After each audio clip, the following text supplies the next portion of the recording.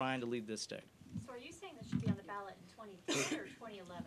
Well, it's a constitutional amendment that we're offering up, which means the voters would have to approve this process this coming November. But which means is that by 2011, if the voters approve this, Yeah, got it. you'll have local referendums potentially, particularly here in the Atlanta region and other But parts of the state. ballot in- Let's compare what North Carolina has done on that Raleigh to Charlotte line that's called the Southeastern High-Speed Rail Corridor.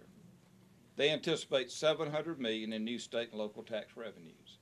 They anticipate $10.5 billion in employee wages over 20 years, over 31,000 new one-year construction jobs, more than 800 permanent new railroad operating positions, 19,000 permanent full-time jobs from businesses that choose to locate and expand in North Carolina because of that rail line.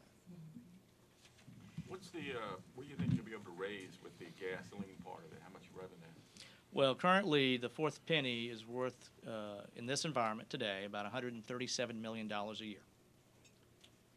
And does And that, that's- it phases in over 4 years into the dedicated Yeah. fund. and does that take a constitutional amendment, or can that be done statutorily? Let me phrase, it has to take a constitutional amendment for us to dedicate it toward any transportation purpose. Otherwise, it would just go to GDOT and could not be used for anything but roads. And I think right now there's a question of we want to send some more money to GDOT. But my point on that is that this requires a constitutional amendment. And again, stress being fiscally responsible. Again, the term responsible is that we would phase this in over 4 years, beginning with the 2013 budget, to move that fourth penny over. So the 137, is that what would happen after the 4-year period?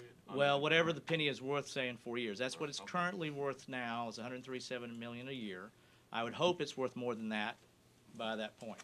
And would there be an attempt to replace the revenue that, obviously that money's being spent on other things now? Would you just not fund those things, or would there be an attempt to replace that revenue?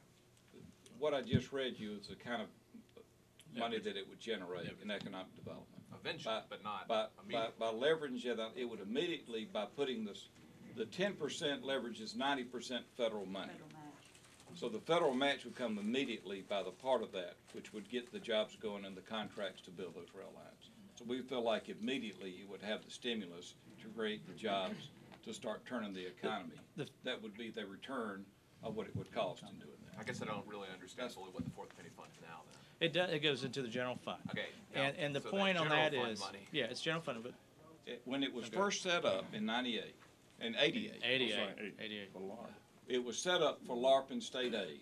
At that point, it generated a little less than $30 million, from what I best recollect. And of course, that has now been done away with. So there's no money. It's being used for other things. So what the commitment was from the legislature when we did that is to keep that money that was generated motor fuel in transportation purposes. That has been breached as well. That relationship with local government, what we would do in local economic development project has been eliminated by taking that money doing other things. So we start phasing that part back in to return that commitment that we made when we raised that sales tax to go to those transportation projects shows the kind of leverage it would do now with the federal money to create jobs to get the money back in multiples. So would you need a tax increase to replace that money in the general fund? no. So that fourth penny, where, does that money go into the DOT? And who decides where that money is spent on the road projects?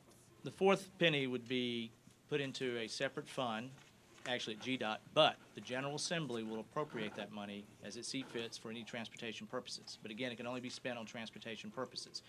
What it was originally intended to do, as the leader from the House said, back in 88, 89, when it was passed, that fourth penny was supposed to be committed toward local transportation help.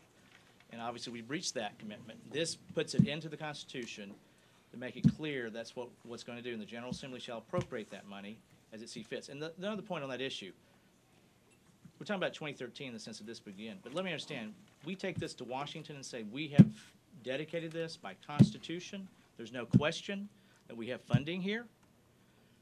Then we have something to tell our folks. Our congressional leadership has told us this, both sides of the aisle.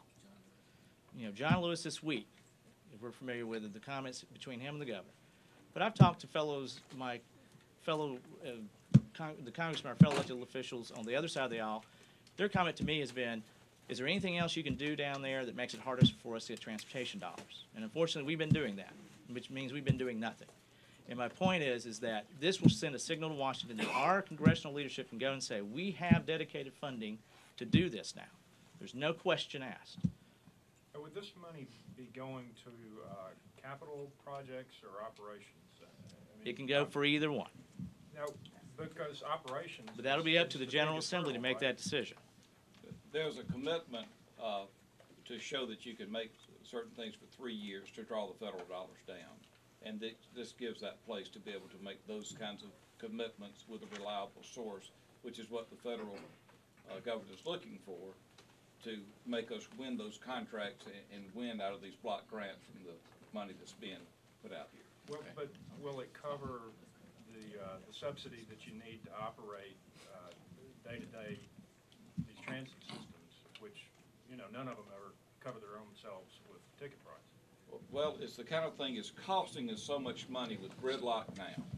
It's cost us money in economic development. If we don't do these things, it's continue to cost us money. Yes, it'll cost a little to operate. It also leverages a lot of federal money in the operation as well. But these are the kind of commitments, our federal delegation is telling us that the state's got to step forward and show to be able to leverage the tremendous amount of federal help to move Georgia forward that other states have done that we have not had the political will to do.